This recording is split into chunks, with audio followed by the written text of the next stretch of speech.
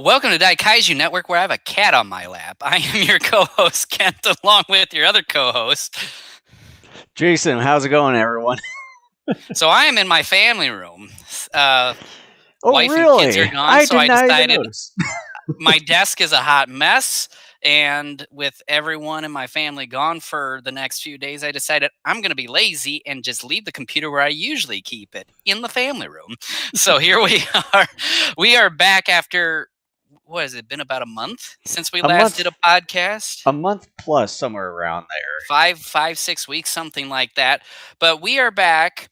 As promised, we keep our promises, unlike some people. There's one person out there I'm talking to.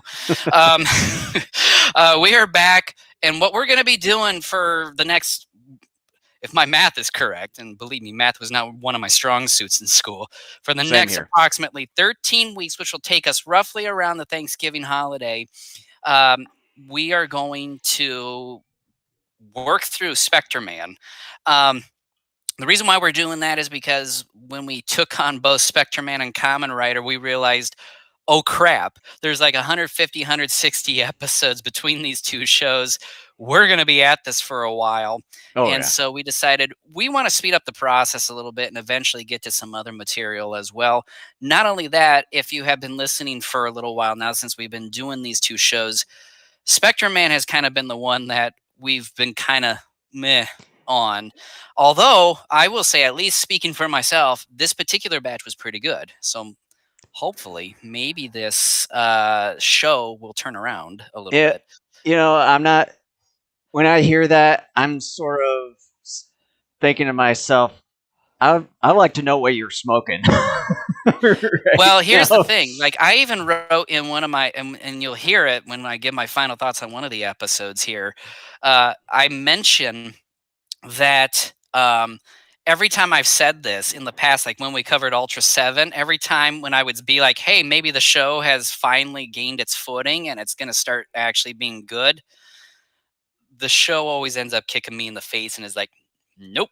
I'm still going to be terrible. So that has yet to, remain to be seen, and it'll continue to be that way for the next approximately 13 weeks. But like I said, speaking for myself, I thought this batch actually was one of the better batches we've covered of Spectreman so far. But that's what we're going to be doing for the next approximately 13 weeks. And then after that, we're a little unclear as far as whether we want to dig right into Common Writer, if we're going to do a few other things. We have yet to iron that stuff out. We'll kind of let you know a little bit more as we get closer to around the Thanksgiving holiday. I So know. we're going to be, huh? I know we're still gonna be doing the year-end Kaiju Extravaganza uh, Yeah, episode well, that we yeah. always do. I So mean, I think that's a given if you yeah. follow us. All zero of you out there that follow us. Um, so again, a lot of that's far enough away. We'll figure that stuff out as time goes. But this time we're covering episodes 22 through 24. We intend right now on continuing to cover only 3 episodes per podcast. And again, like I said, that should take us around Thanksgiving. So, depending upon how this ends up, we may or may not podcast the Thanksgiving weekend. We Mhm. may postpone it to the week after, but we'll cross that bridge when we get to it. The other thing I want to mention is that with college football kind of right around the corner, I know right around that time of the year, we tend to switch over from our Saturday recording over to Sunday. So we're going to be pretty much be doing that again this year. But as far as Labor Day weekend, we're going to um, probably do it on Monday or probably just sort of skip it out. I'm not sure if we decided on that yet because I know I'll be in Iowa City for a couple days and be coming back here Sunday, the day before Labor Day. So We I'm might probably just skip Labor Day weekend entirely. okay. Yeah, because I know I mentioned either that Monday or just skip it out entirely. So Well, and my kids, I'm not sure when it is. It's sometime this next month. Both of my kids are going to be doing soccer. So they both will end up having games on Saturdays as well at various times. So yeah, it's again, it's that time of the year where podcasts are going to move to Sundays for a while. Hmm. So, yeah, uh, college football, which is better than the NFL. That's a fact. And Yep. and and then my kids have soccer games. Both have soccer games now, and all that coming up here sometime in the next month. So, before we dive into Spectreman, Jason, the usual housekeeping. Yeah, as far as the housekeeping, if you see a subscribe button down below on YouTube or even on Rebel, make sure to hit that subscribe button as well as smash the like button down below, and you can follow us uh, everywhere. You can find everything all in one place at our link tree URL that you can see right on your screen there /Daikaiju Network. And on video platforms besides YouTube, we're on Twitch, Rumble, Facebook, and as well as Odyssey. And audio platforms, we're on Spotify, Apple Podcasts, Google Podcasts, iHeartRadio, as well as TuneIn. And we have both video and audio versions of our episodes right on our own website at daikaijunetwork.com. Where we have yet to actually continue to write more stories and stuff. So, Well, yeah, mainly because it's a hub for the some podcast. a certain lazy person. Hey, there are two lazy people here. It's a two-way street. It's not just me. I at least do some postings on there, You post mainly podcasts. Let's get episodes and honest here. stuff. You post the podcast. You don't post articles. It's been a while too since you've posted an article. In fact, it might have been longer for you since you've posted an article compared to me. I think the last one I posted was the open letter to the GFest committee. I think that was back in 20. I think it was like March or April of 20. I think that was the last one I posted, something like that. But let's dive right into Spectreman episodes 22 through 24. And episode 22 is titled The Violent Charge of the Dual Bladed Monster Gilligand. Mine is the Zuno Part 2 Starship Hijack.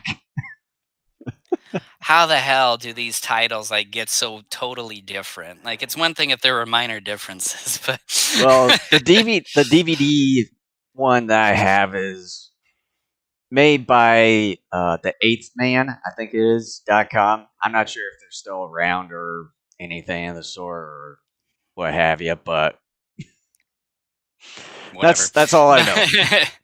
But if some of you remember the last time we covered Spectreman, a month and a half or so ago, whenever that was, I was pretty high. I don't remember if you were or not, Jason, but I was pretty high on the episode before this where Zuno Man came in. And it was a very unique take on a Spectre Man story where you had this alien that was taking over people's bodies and kind of was getting people killed in the process because he was putting himself in predicaments where the people were ended up getting killed. Yeah. But it seemed like both Dr. Gory and Spectre Man met their match. And so here we are. It's the conclusion of that storyline. Um, we're doing all the Dr. Gory hand gestures. he I had think I've some new noticed. ones this whole batch. Yeah, in this 3 episodes that we're doing, it seemed like he did heck of a lot more hand gestures in here, and a lot newer ones compared to the previous episodes that we've done up until now. And the other one that I sort of noticed in these 3 batches is that it felt like the battles were sort of how do I put it, half-assed in a way. Yeah, like first and foremost, going back to the hand gestures, I think it's starting in the next episode where the one hand gesture I noticed he kept doing the most was something. It was like this, I think something I like think it this, was where like this. it was like it reminded me of a dog biting something, but like that's the one I saw the most. I think starting in this next episode that we're going to talk about, and yeah, talking about the battles. I kind of thought that too. I thought they were half-assed, but at the same time, they were longer, Yeah, but like you said, half-assed. So in a way, half-ass, a it bit was longer. lazy, Yeah. lazy longer battles Yeah, LLB, easy longer battles. and the music wasn't used a lot in certain areas, We'll get to that. and there was Yeah. some music that it just didn't feel right. Actually, you talk about that. In fact, the music thing. Let's actually talk about that here because it involves this episode, I think, more so than the next two. Whereas, oh crap, my cat's at the door. I'm gonna have to go get her here in a second.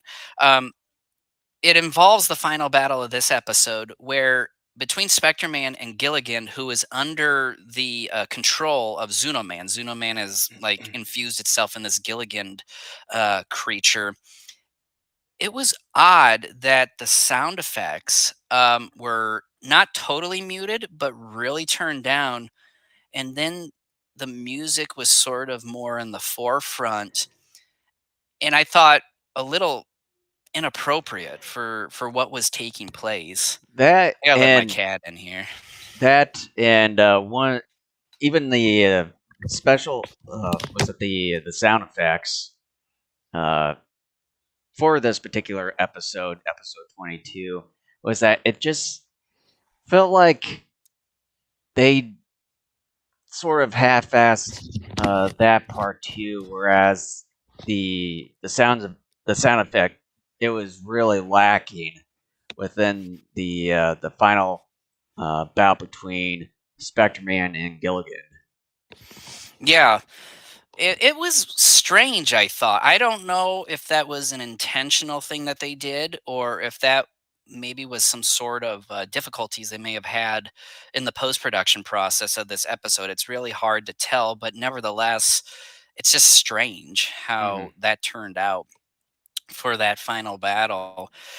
Zuno Man, though, after he takes a hold of Karis at the beginning of the episode and then goes on Dr. Gory's ship, it's almost as if Dr. Gory finally met his match Yeah. because he ends up taking control of the ship to try to go back to his home planet. And Dr. Gory obviously is, as we used to say on this podcast years ago, throws a shit fit. Hmm. And it's kind of funny seeing Dr. Gory lose a spodoinkle because we we've seen hints of that over the course of the 21 episodes, but not to the degree that we see here because I think he realizes that you know he's sort of maybe slightly outmatched Hmm. in this particular situation, but then he sabotages the directional controls of the ship, which then turns the ship around to head back to Earth.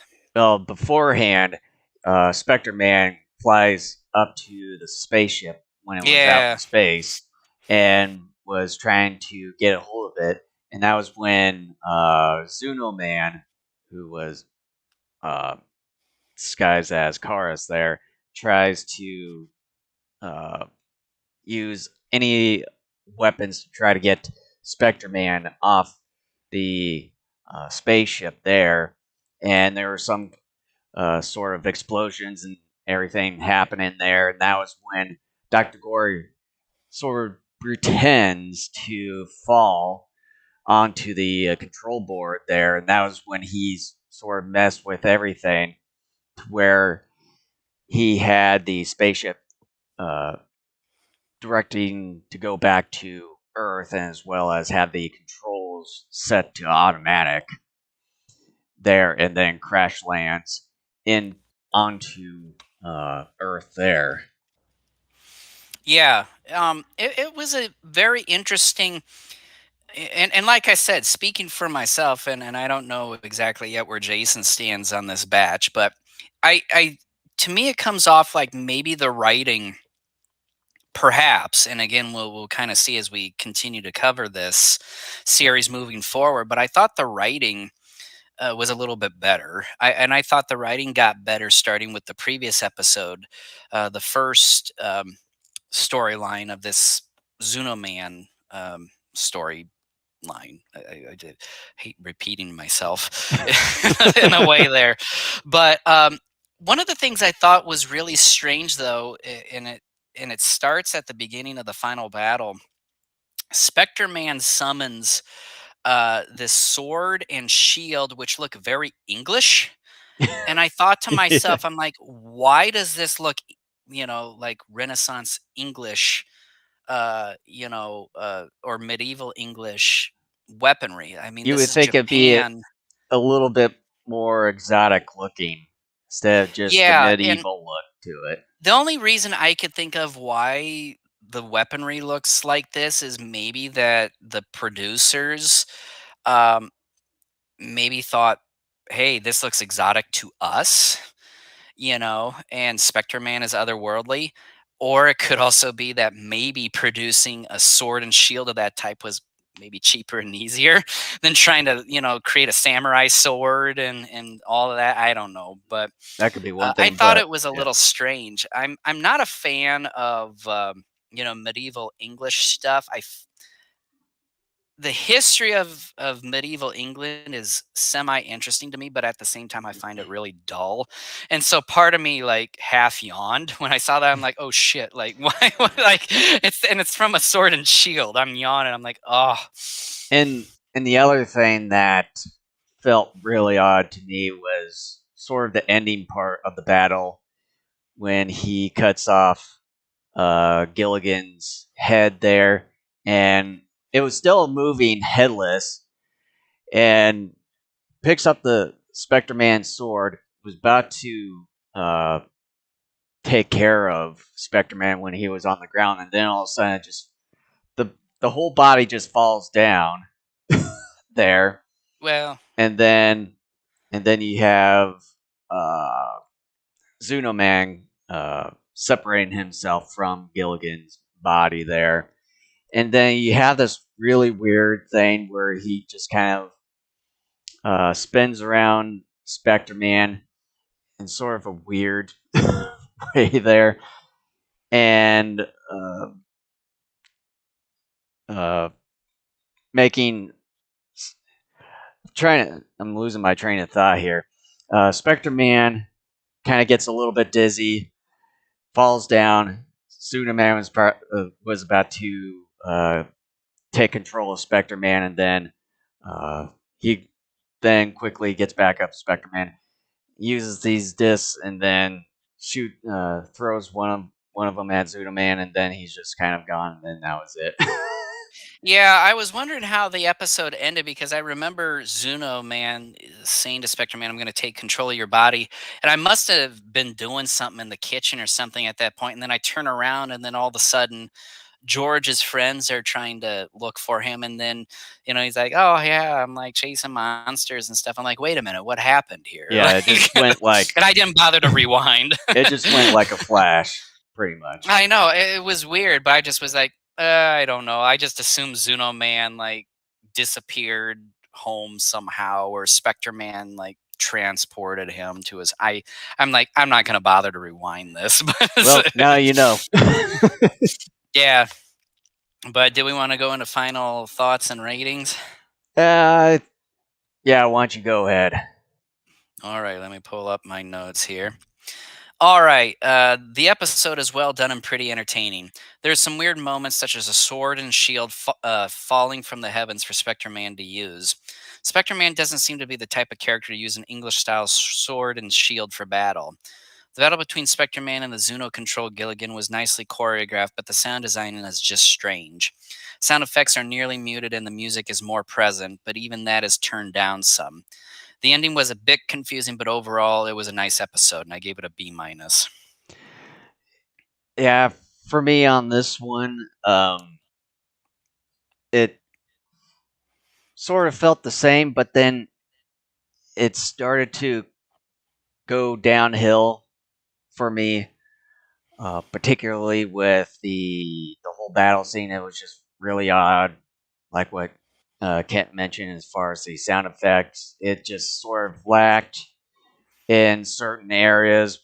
Mute or volume was turned down really slow, and music was sort of lacking. And then you have music that just didn't fit well with it, and the final battle scene between uh, Spectre Man and Gilligan, and as well as Uno Man, was sort of half-assed and uh, and it drug out too long, I would say, for the Gilligan part, and really too quick for the Zuno one. In that regard, it just felt sort of rushed at the very end with Zuno Man, but then took drug out too long for the Gilligan part, and it just sort of felt messy in the second one for me. So episode 22 for me gets a D Oh, wow. for me. So It couldn't have been more night and day. Usually we're relatively like close. like I said before we started the episode here, I was like, I like to know what you're smoking. Well, I want to know what you're smoking. Again, a two-way street here. What are you smoking? No, what are you No, smoking? it's a one-way street here, buddy. I don't know. Here's the thing, though, and I will say this, and I should have said this at the top of the show. Um, and I don't know. I've been sick, and I got really sick here like week and a half, 2 weeks ago, where I had like as high as 102-degree fever, and I started thinking though over the last week, leading up to this podcast, I thought to myself, I've been by and large pretty tough on this show and showed my exasperation at how preposterous this thing is and how preposterous it is in a very bad way. Whereas Ultra 7 was incredibly frustrating, this one is stupidly frustrating. And I wondered to myself, I I believe I still stand by my thoughts on what I had when we covered Ultra 7. But when I started thinking about Spectreman, I thought to myself, am I actually being too tough on Spectreman? That yes, this was during the early 70s. Everybody who follows this stuff understands that not only were movie studios having issues with budgets and stuff because television was, people were staying home due to television, but even TV shows, when you take a look at a number of tokusatsu shows at the time, you got this one. I don't know what Ultraman series was on at about this time. Then you got Super Robot Red Baron, which, if you haven't seen that, that's kind of cheap looking in a lot of respects too. Then you had Iron King. Like, you had a number of shows, including like Kamen Rider, I think was on about the same time too. Uh, they all in many ways look cheap, and I think held them back. The lack of maybe a true budget per se held them back from their potential to um, realize the vision that the producers and creators had here. Um, and so maybe I subconsciously went into this particular batch maybe being more forgiving. But I know this particular storyline with Zuno Man. Like I said, I liked the first part of this storyline. So I figured, unless it was a complete travesty, which I didn't completely rule out, I thought I should enjoy at least this one. And then it was a question of, okay, well, then what will the final two episodes in this batch be? And we'll get to that. In fact, we're going to start that right now with episode 23, titled Traffic Accident Monster Kuruma Nicorus. Mine is Danger in the Streets, Part 1, Heavy Traffic. Oh my gosh. Like, Danger in the Streets was sort of funny in and of itself, but then you add the colon heavy traffic. I It's knew. almost as if you yourself just decided, I'm going to make my own titles for these episodes. Maybe I should do that one of these times. But no, these are true titles according to this DVD set that I have, and and I think you'll like the last one as far as the subtitle for the next one. But it's like when I saw these, like Kent's probably gonna not have it. well, maybe that's something we should start now, is where we give the titles that are DVDs, and then we give our own version of it. So, like, I'm going to call this one Kid Gets Hit by a Car Part 1 or something like that. But yeah, by the way, I have been studying Japanese, although the last 2 months I haven't, just because my kids have been home on summer break. But the if you don't know, the word Kuruma means car, and then Nicarus, I think, is supposed to be Nicholas, in Japanese. So the monster technically, the monster is called Kuruma, which is strange because they're just calling the monster Car, but Yeah. Kuruma Nicarus, Car Nicholas, which kind of funny. Kuruma. But the shenanigans begin with the start of this episode where a father and a son are walking home, and a father has. You know what? Why don't you tell it? Well, before we meet the kid and his dad, we get to see a little bit of Dr. Gory doing his usual hand Oh gestures yeah. and everything, ordering Karas to go down and see what kills humans more than wars and everything. Then we get to the kid, drawing, daydreaming, and all that stuff at a bus stop, waiting for his dad to get off the bus, and then this is where he shows his son or gives his son the Kuruma figure that he made for himself, and you see Kara's kind of in the background taking pictures and stuff with like a probably a 1930s camera or whatever, the way it looked, and the dad and Nicholas were walking home, and then Nicholas just doesn't, you know, look look out for traffic or anything when running across the streets here I in think he gets excited by seeing his mother, I yeah, think. seeing his mom's like, "Look what I got! Look what I got!" And then a roadster vehicle uh, hits Nicholas when he goes out and not paying attention to the roads and everything, and then his parents, in grief and all that, take him to the hospital and all that. And then Karas returns to Dr. Gory, telling him as far as uh, cars are much more dangerous, hitting people and getting into accidents, killing people. You know the whole gig with that sort of thing. So then the kid is held in a hospital, and apparently his thoughts and probably his mannerisms to uh, uh, conjure up this Kuruma figurine into an actual monster, teleporting uh, into other spaces around, uh, destroying cars and all that. And then you It's have, destroying sports cars in particular because what hit the kid was a sports car.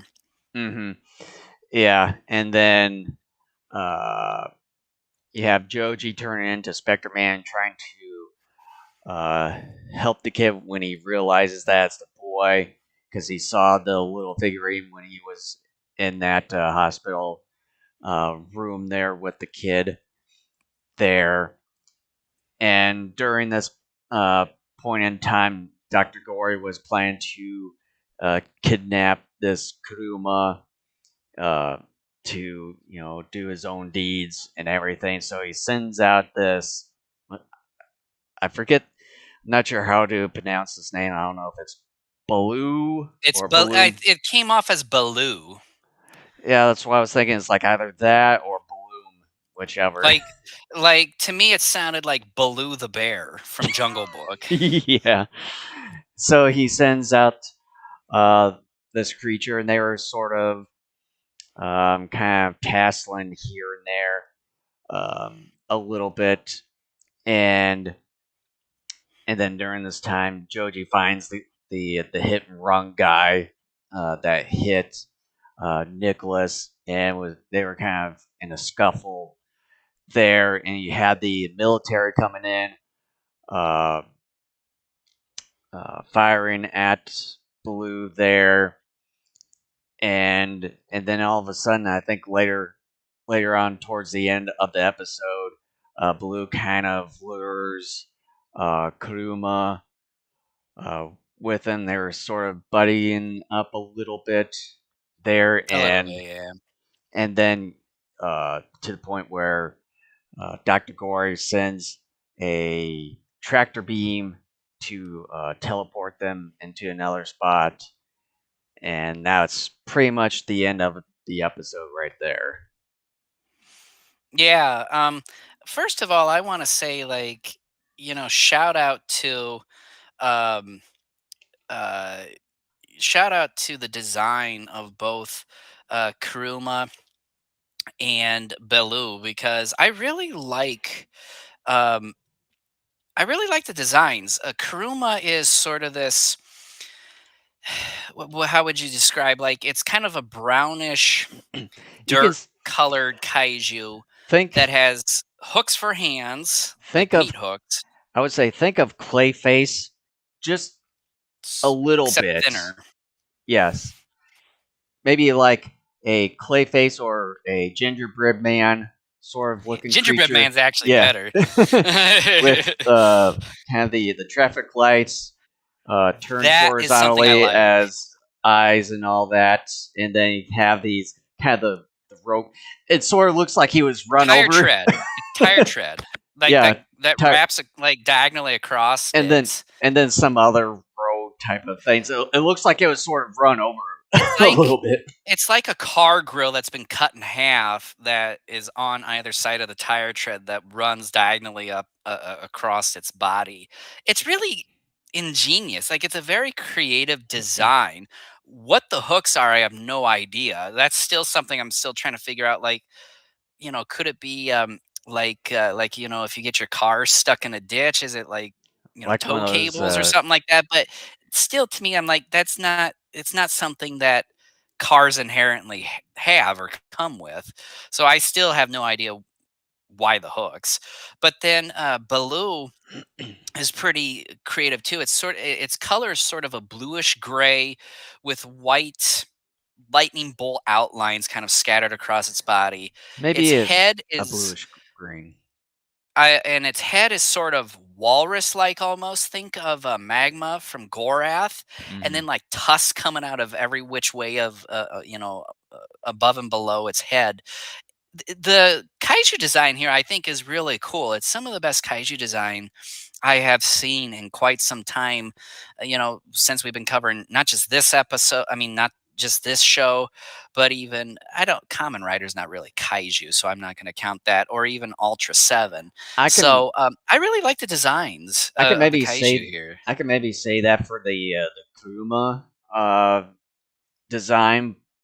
As far as the blue one, it just to me, in my opinion, seemed a little bit cheap. Uh, Really? in a I thought it way, was yeah, cool. it seemed a little bit cheap and a bit too baggy-ish. Well, I mean, you could say that about like the King Goji suit from King Kong versus Godzilla as well. That was more baggy than this Baloo suit. So, I I mean, I beg to differ on that one. I think you're wrong. Do No, you I want to think fight you're wrong. live on this Yeah, podcast? let's get Come at going me, here. bro. If I could stick my fist through this screen, I would. Whatever you This is say. this is interesting. You and I usually more or less sit very similarly on our opinions of movies and shows. I think this is really the first time in which we deviate quite a bit on what we think of something. So much to the point that we're ready to murder each other. Like, no, your opinion sucks. Like, You're a bitch. what are you gonna do about it? I'm right here. What are you gonna do about it? But anyway, I like the Baloo design. But gosh, we got so angry at But each other. I I forgot would where I was say, gonna go with I would this. say again with this one, sort of similar to episode 22 when it comes to the battle sequences towards the end between Kuruma and Baloo before they sort of kind of buddy up and get beamed up by Dr. Gory. That one also was sort of half-assed in a way, along with the whole military scene firing at Baloo. That it just sort of dragged out a bit too long. Yeah. Some of the music was sort of lacking there, and I think maybe used in sort of a weird way. And I'm not sure if the sound effects in this one were the same as the previous episode, or it was a little bit better. I'm sort of forgetting on that one right now, but I do remember it just sort of dragged out the same way as the last episode. Yeah, I will say that especially when it came to the self-defense force, uh, more specifically their tanks firing upon Baloo, and I think even Karuma maybe was even involved in that too. Um, it dragged on. I will say it did drag on, and there's one particular shot where they stuck the camera in between two tanks, and more specifically, it showed more of an angled side view of one of the tanks where it would fire. I thought the model of this particular tank that they showed was pretty cool because every time it fired, it had shocks and it would rock a moment. Hmm. So I thought the miniature work was actually pretty stellar. It's not the greatest you're ever going to see, but for a series that we've occasionally complained has been lacking on sufficient miniature work, if to me seems like the show is stepping that up a little bit more, where they're providing you with more miniatures, skyscrapers, cars, tanks, etc. Um, but yeah, it did drag on too long, and the one particular shot of the camera being stuck in between two tanks was it got old like fairly quick. It would have been one thing if they showed it for like 3 or 5 seconds for a shot, Hmm. but it stuck there. It went there, I think, like 3 different times. It stuck there for, like, a few seconds, went and showed a different shot, went back to it, and then I think it went to something else again in terms of a shot, and then one more time, I think went back, and then it concluded on that shot again in between those 2 tanks, but, um, I kinda got bored, with that self-defense force versus kaiju fight at the end because I'm like, we know the self defense force isn't going to do jack, Hmm. against these kaiju. It's still fun to watch enough of it, but you got to know as filmmakers, whether you're doing a show or a movie, when to sort of cut the cord on that and like progress the battle forward because your audience members know tanks tanks aren't going to do anything against these kaiju, so you need to like do something different to move forward. But that's kind of where they decided to end the episode, more or less. Hmm. So do we want to go into final thoughts and ratings here?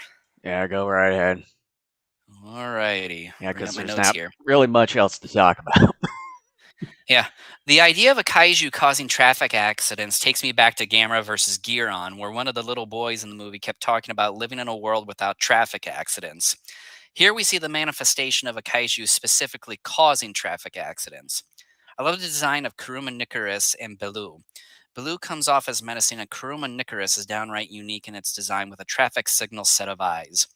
The miniature work is stepped up, and we get a nice but arguably overly long battle between the self defense force and the two kaiju before the episode closes. Is the series beginning to step up its game?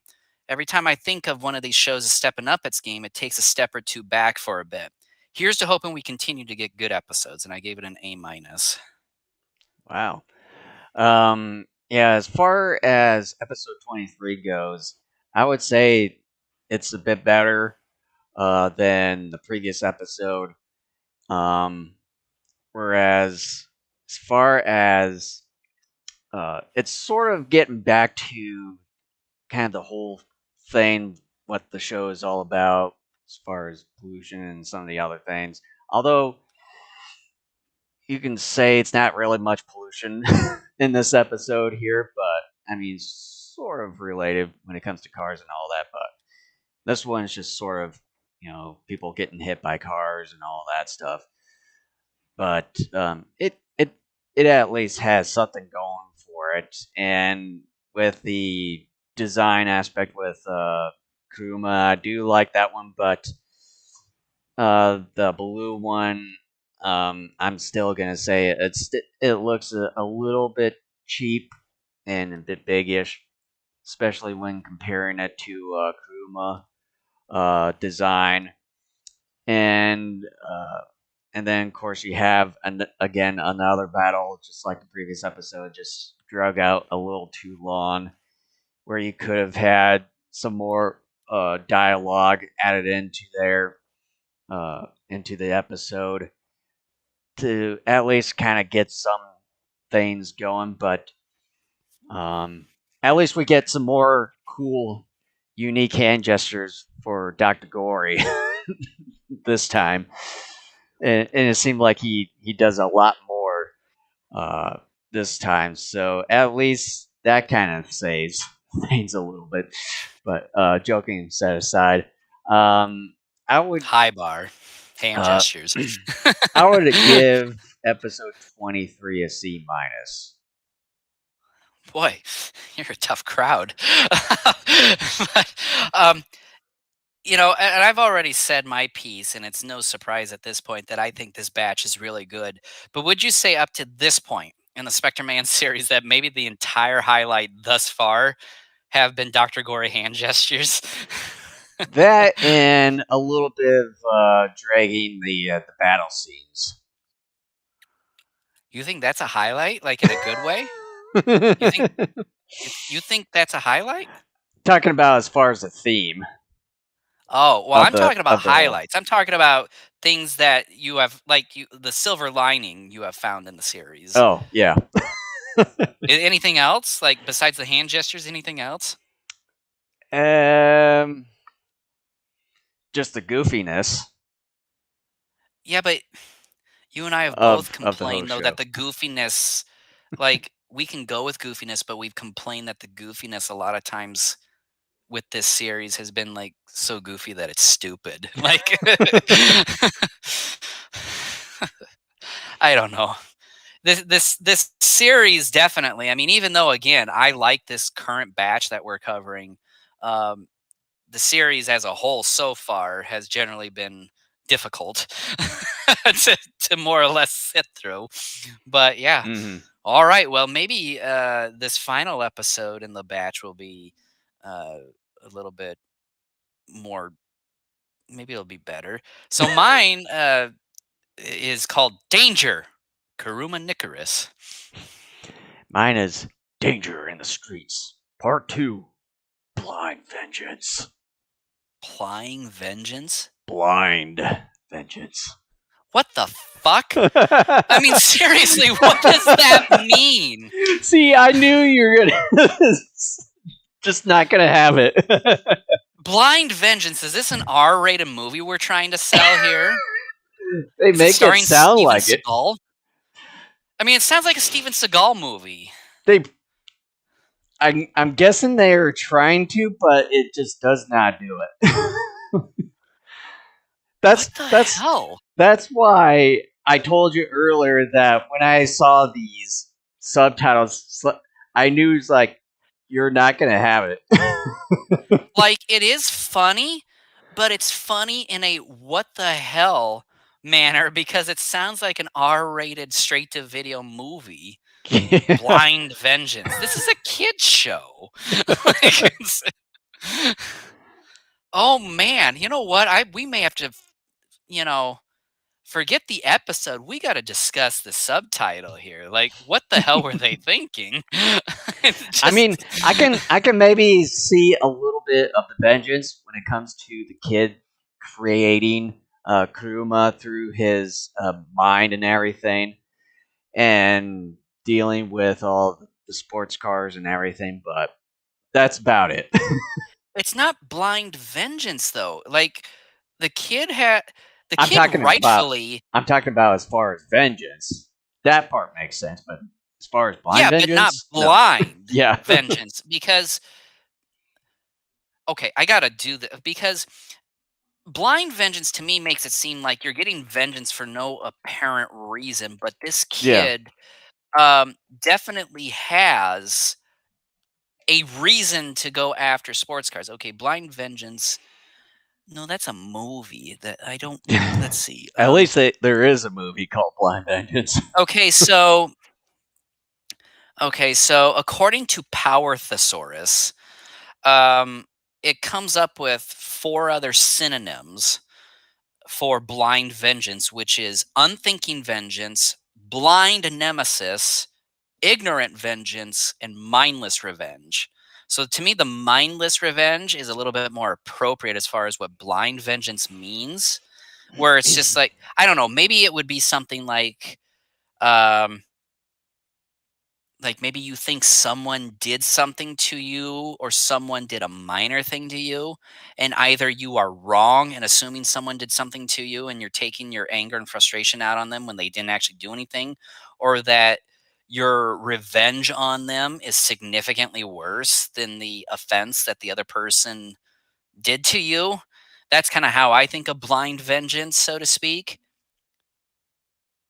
I don't know, like, do you think though the kid, maybe they mean by blind vengeance that the kid is like Well, overdoing it where he's like going after and destroying sports cars? It doesn't seem it's like though he's sort of, killing people. now that I think about it, when he in what was it in one of my notes that Kuruma, when he I think when he's taken to Dr. Gory's hideout, and when Karas was using the gas and electricity to kind of separate Kuruma and Nicholas from his control there, that's when he disappears from the hideout and then appears in the city wreaking havoc and all the cars. Maybe that could be part of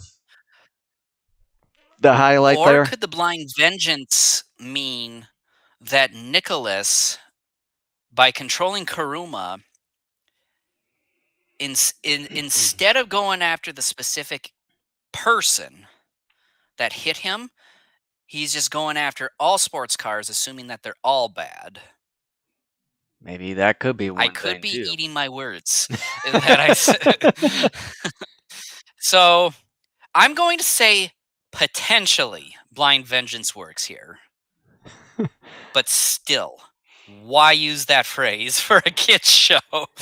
You know, I think this is the first that we've actually delved into a subtitle for a particular episode on any show Just that an we've done so episode far. title. A Yeah, title of anything that we've covered. Movies, shows, you name it. Like even comic books that we've discussed. out of our 13 years of existence, it has to be this episode. It eventually was going to happen. And you know what? It took 13 years, but here Yeah, we are.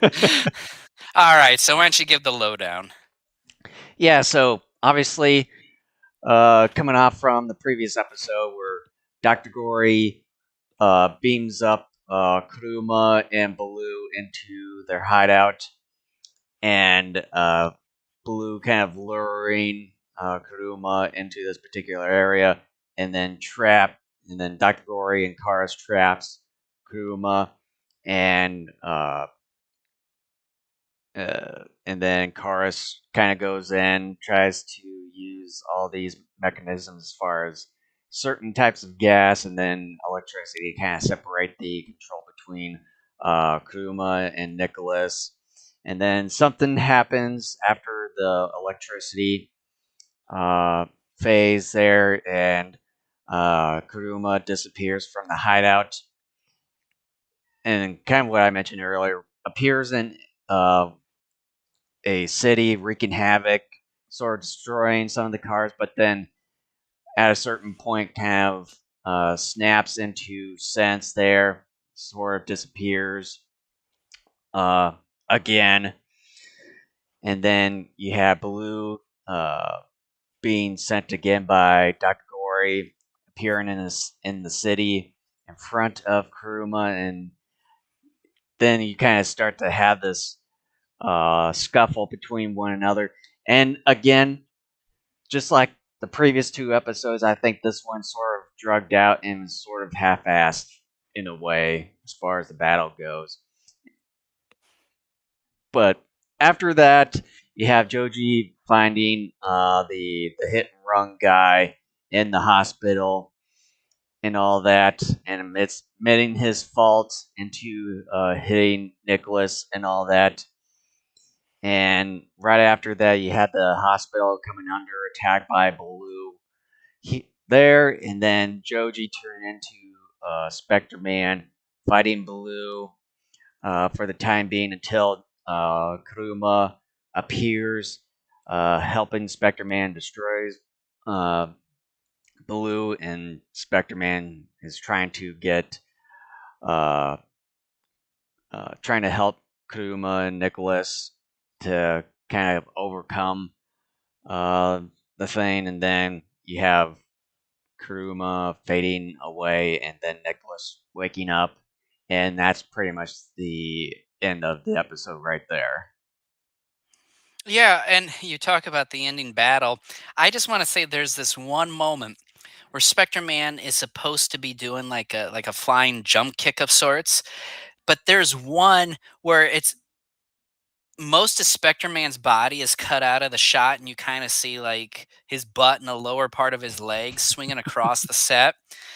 It makes you think like he's swinging on a chandelier, and he goes to kick Baloo in the head, but most of the kick misses Baloo's head, like it just grazes it enough. I'm like, that's a whoopsie shot. Or the other thing when Blue was about to attack Kuruma in one certain scene, it just seemed like the suit actor sort of accidentally tripped and fell and was just kind of on the ground there. I don't know if that was on purpose or it actually happened, and then there's like and that part sort of dragged out too for whatever reason, and I don't know if it was actually real. And it's like the director behind this episode is like, we'll just leave it in here, just make it part of the episode. No Well, episode. and like you and I have talked about before with a lot of these shows, not only were budgets small, but I think the turnaround for producing episodes was very quick too. And so if you're producers and directors, not only did they probably not have necessarily the amount of money to sort of redo certain shots because film costs money, and if he destroyed some miniatures, they probably couldn't afford. It didn't seem like he destroyed any miniatures, but if he did, they would have to, spend a moment to put those back together. But I think too, it's just like, look, we got like 20 more minutes to shoot this thing. Like we can't, Well, we well can't fool they around. Just leave it in there, and well they did destroy some miniatures, the cars, and then throwing buildings and all that. well, So yeah, but in that shot where yeah. Baloo trips, I'm not sure if any miniatures were destroyed or not, but um, yeah, I really like this episode. Again, because it's about traffic accidents, like I stated in my final thoughts of the previous episode, I am taken back to Gamma versus Gearon, in which one of the boys always talks about living in a world without wars and traffic accidents. And while that seems really silly, when you really think about it, if you are a kid, traffic accidents are scary. Even as an adult, traffic accidents are scary. And really, up until the last 1 or 2 years, traffic accidents in the United States were the number one killer of kids. Now it's guns in this country. But for many years, it was traffic accidents, car accidents that killed kids. So I guess, um, we sort of have laughed at it for years. But I think when you really think about it, like, I can see, kids being afraid of traffic accidents and all that stuff.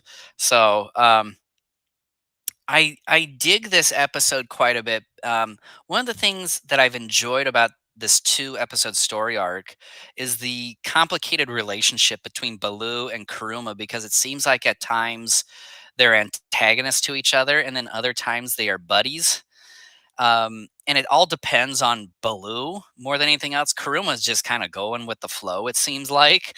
So Mhm. I kind of dig that, and you get something that I don't think we've seen in Spectre Man so far, where you get two kaiju that kind of fight each other. Usually, it's one kaiju against Spectre Man, and Or you so I think have for the two first time in kaiju this, fighting one another. yeah, the I think that's the first time that's happened in this particular series. So even though yes, we've seen stuff like this before, many times before in movies and Ultraman and all that stuff, but in a series where it's about an android individual fighting kaiju and stuff, it's kind of refreshing just to see. I don't know if you would say Kuruma is organic. I'm gonna say he is, even though he's a manifestation I of mean, this yeah, we kid's. don't know when he was created, so I would just Yeah, assume I it mean, he was organic. created through this child's psyche somehow. Yeah. Like when he got hit, his anger or something happened to where he was able to physically manifest Kuruma. And so I'm just going to say Karuma's organic for sake of argument. But yeah, I really liked it. I will agree with you that the final battle, in some respects, did drag, and I think a lot of it had more to do with moments of meandering where there was, unlike the ending of the last episode where they spent a ton of time on the self-defense force firing upon the two kaiju. This one, Spectreman shows up pretty soon after the kaiju do, and there is no real reason as to why they should have meandered the way that they did in this episode, because there should have been more combat between the kaiju and Spectreman, where that just isn't the case. There are occasional shots that just are there and don't really add much to the final battle when they should have. Hmm. And that I would say is sort of to the detriment of the episode a bit. I don't think it's as bad as the last episode was, but it's bad enough to where you feel it a little bit. You realize there's some lost potential here Hmm. in this final battle. By the Yeah. way, do you think, because we get this moment where Spectre Man ends up putting a hole through Baloo. Do you think, because at least mine, I'm sure, I'm assuming yours is too. Mine is actually the American version. It's the dubbed version of the Spectre Man show. Do you think maybe a shot may have been edited out where they had a wide shot showing Baloo with a hole in his abdomen? Because to Um, me, it seemed like there could have been. I'm not sure, I'm but not entirely sure. I'm not sure how they shot um the episodes. I don't know if it was a camera that was suited for like a 16 by 19 screen, but I mean that was back in the 70s. But with the amount of a budget that they probably had, with I would say assuming it'd be low in that regards, so they probably just had cameras that were just suited just for a four by three ratio um, screen, because because that's just a regular square size well, I for a know, but I'm television talking about screen. a So shot where maybe they showed the full Baloo costume, but with the hole I in it. 'Cause all we get is just I'm barely behind Baloo with the hole. I'm assuming probably not. Okay. But But again, I the don't have miniature all the work. answers. Well, why not? What are we doing this for then? Just because. You want to Okay, fight, bro? calm down. Calm down. Take a Xanax. No, why don't you Um, calm down, buddy? I'm not the one screaming. Yeah, you are. I'm being passive aggressive. But once again, the miniature work stepped up. We get another cityscape thing here. Hmm. Again, I'm not saying it's the greatest miniature work you're going to see, but again, for the time and for a series like this that has been kind of lacking for the most part, it's nice to actually see more miniatures other than a rural setting where it's just dirt and mountains and crap that doesn't provide a whole lot of real entertainment value when it comes to giant monsters and creatures fighting one another. It was sort of like um that in the previous episode, but the only thing that you had yeah, going was just a bridge. yeah, Couple yeah. bridges. Two bridges. No, not just two, three. Ooh, I'm like Vince McMahon. I'm like Calm I'm about down there, ready to kid. have my mind blown. Calm But down there, yeah, I mean, son. I can't say much more other than the fact that once again, I enjoy it. I might as well just go into my final thoughts here. Yeah, do Um, so.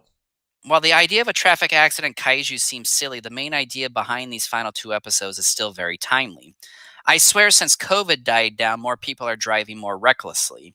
It's as if the American populace has suffered some type of nervous breakdown in recent years and their driving habits have become more reckless as a part of that.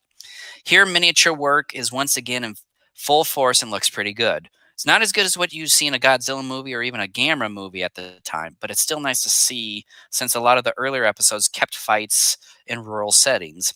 The fights are decent enough and the story continues to be good as well. This was a good batch of episodes and I gave it a B plus.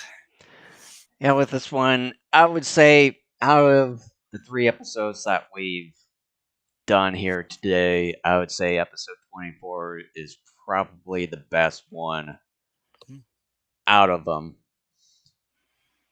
Excuse me.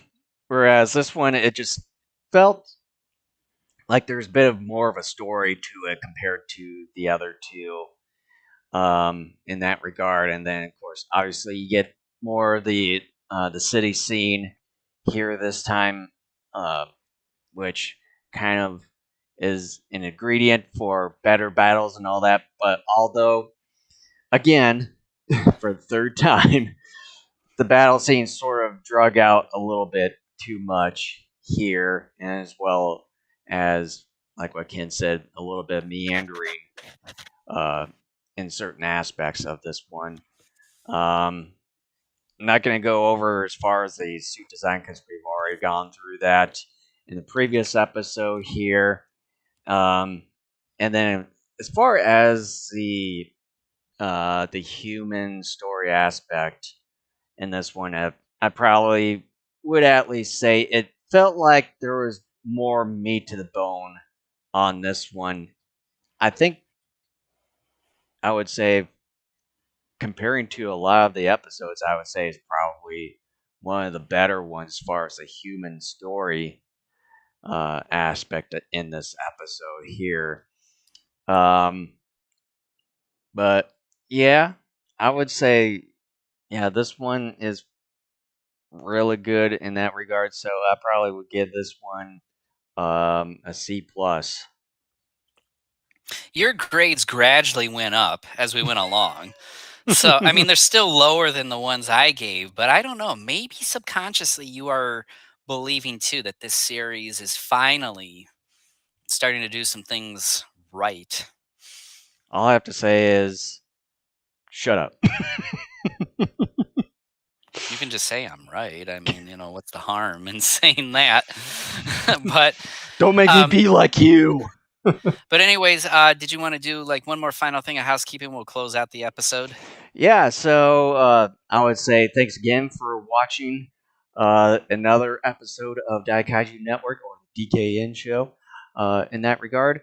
And if you're watching us on YouTube and on or on Rumble, and if you see a subscribe button down below or above, whichever you're viewing us, and just make sure to hit that so you can follow us whenever we go live or put up any new videos in that regard, and as well as smash the like button down below the video. And if you're wanting to follow Daikaiju Network everywhere, you can find us at our own link tree URL that you can see right on your screen there, /Daikaiju Network.